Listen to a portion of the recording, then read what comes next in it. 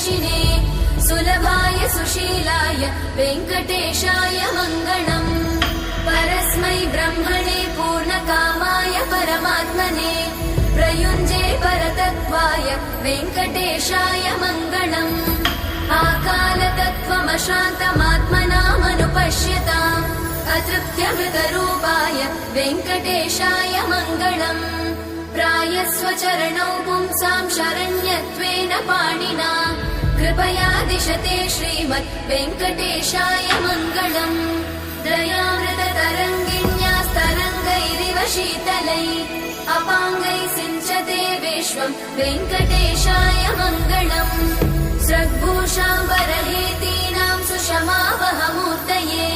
सर्वातिशमनायास्तु वेङ्कटेशाय मङ्गलम् श्रीवैकुण्ठविरक्ताय स्वामि पुष्करि